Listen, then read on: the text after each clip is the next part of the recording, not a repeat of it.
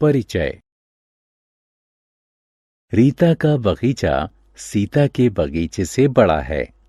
कभी सोचा है कि इस तुलना का आधार क्या है? इस तुलना का आधार बगीचे का क्षेत्रफल है, यानी बगीचे में कितनी जगह है। इस पाठ में हम क्षेत्रफल के बारे में विस्तार से जानेंगे।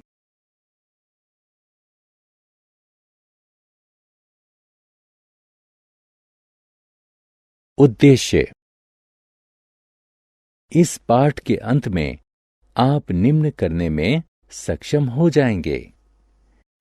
क्षेत्रफल को परिभाषित करना, वर्ग गिनकर विभिन्न आकृतियों का क्षेत्रफल ज्ञात करना, आयत का क्षेत्रफल ज्ञात करना, वर्ग का क्षेत्रफल ज्ञात करना, संयुक्त आकृतियों का क्षेत्रफल ज्ञात करना।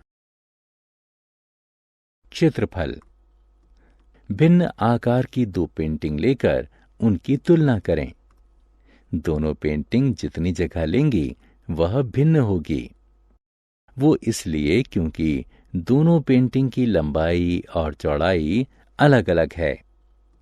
दो आयामी बंद आकृति के अंदर घिरा क्षेत्र उसका क्षेत्रफल कहलाता है। किसी भी ऐसी आकृति का क्षेत्रफल ऐसी ही किसी अन्य आकृति से भिन्न हो सकता है। वर्ग गिनती विधि। आइए अब एक सरल विधि से क्षेत्रफल निकालें। यह वर्ग गिनती विधि कहलाती है।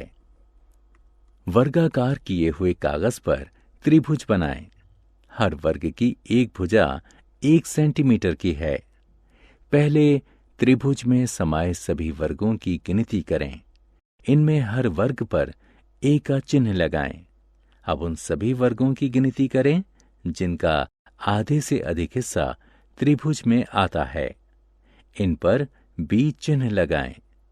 अब इन वर्गों की गिनती करें जिनका ठीक आधा हिस्सा त्रिभुज में आता है। इन पर C का चिन्ह लगाएं। उन वर्गों की अनदेखी कर दें जिनका आधे से कम हिस्सा त्रिभुज में आता है। त्रिभुज का क्षेत्रफल 19 वर्ग सेंटीमीटर है। आयत का क्षेत्रफल। आइए अब वर्गों की गिनती करके आयत का क्षेत्रफल निकालें। आयताकार पेंसिल बॉक्स लें। इसे वर्ग बनाए हुए कागज पर रखें। पेंसिल बॉक्स की लंबाई 15 सेंटीमीटर है। 1 सेंटीमीटर भुजा वाले 15 वर्ग लंबाई के साथ साथ रखें। पेंसिल बॉक्स की चौड़ाई 8 सेंटीमीटर है। 1 सेंटीमीटर भुजा के 8 वर्ग चौड़ाई के साथ साथ रखें। अब वर्गाकार कागज पर कुल 120 वर्ग रखे गए हैं। इसका अर्थ ये हुआ कि पेंसिल बॉक्स का क्षेत्रफल 120 वर्ग सेंटीमीटर है, यानी 15 सेंटीमीटर गुणा 8 सेंटीमीटर। इससे पता चलता है कि आयत का क्षेत्रफल लंबाई और चौड़ाई को गुणा करके निकाला जाता है। क्योंकि वर्ग ऐसा आयत होता है जिसकी लंबाई और चौड़ाई बराबर होती हैं, इसलिए वर्ग का क्षेत्रफल उसकी एक भुजा को दूसरी भुजा से गुणा करके निकाला जाता है।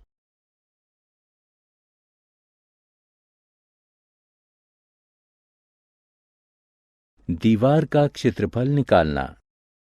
अब हम जान चुके हैं कि क्षेत्रफल की गणना कैसे की जाती है, तो इसी पर आधारित एक सवाल हल किया जाए। निधि के कमरे की हर दीवार 4 मीटर ऊंची और 3 मीटर चौड़ी है। वो एक दीवार को वॉलपेपर से ढांकना चाहती है। वो जानना चाहती है कि इसके लिए उसे कितने वर्ग मीटर वॉलपेपर की जरूरत होगी। उतने क्षेत्रफल के वॉलपेपर की ही जरूरत होगी जितना क्षेत्रफल उस दीवार का है जिस पर उसे लगाया जाना है। दीवार का क्षेत्रफल 4 मीटर गुणा 3 मीटर यानी 12 वर्ग मीटर है। इसका अर्थ हुआ कि निधि के कमरे की दीवार के लिए 12 वर्ग मीटर वॉलपेपर चाहिए। क्षेत्रफल निकालना। आइए अब कुछ आगे बढ़ा जाए। मान लीजिए 18 मीटर का एक वर्गाकार बगीचा है। इसमें हम चारों तरफ एक रास्ता बनाना चाहते हैं। रास्ता बनाने के बाद भीतरी बगीचे की भुजा 15 मीटर होनी चाहिए। अब हमें निकालना है रास्ते का क्षेत्रफल।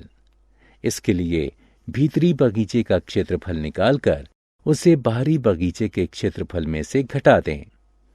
बाहरी बगीचे का क्षेत्रफल है 324 वर्ग मीटर और भीतरी बगीचे का क्षेत्रफल है 225 वर्ग मीटर। इसलिए रास्ते का क्षेत्रफल 324 वर्ग मीटर में से 225 वर्ग मीटर घटाने पर निकला 99 वर्ग मीटर। संयुक्त आकृति की गणना। अब तक आपको अच्छा खासा अभ्यास हो चुका होगा, तो क्यों ना अब एक ऐसे आकार का क्षेत्रफल निकाला जाए जिसमें एक से अधिक आयत हैं।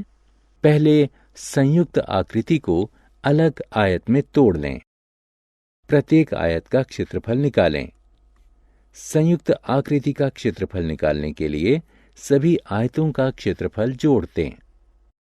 यहां हम दी गई संयुक्त आकृति को 3 आयतों में बांट सकते हैं। आयत ए का क्षेत्रफल है 18 वर्ग सेंटीमीटर। आयत बी और सी का क्षेत्रफल समान है, यानी 20 वर्ग सेंटीमीटर। इसलिए संयुक्त आकृति का क्षेत्रफल 18 जमा 20 जमा 20 बराबर 58 वर्ग सेंटीमीटर है। सारांश। आइए हमने जो कुछ सीखा है उसे संक्षेप में दोहराएं। 2 आयामी बंद आकृति के अंदर घिरा क्षेत्र उसका क्षेत्रफल कहलाता है। किसी आकार का क्षेत्रफल वर्ग गिनती विधि से निकाला जा सकता है। आयत का क्षेत्रफल बराबर लंबाई गुणा चौड़ाई होता है। वर्ग का क्षेत्रफल बराबर भुजा गुणा भुजा होता है। संयुक्त आकृति के क्षेत्रफल की गणना उसे अलग अलग आयतों में बांटने के बाद उनका क्षेत्रफल निकालकर और फिर सारे क्षेत्रफल जोड़कर की जा सकती है।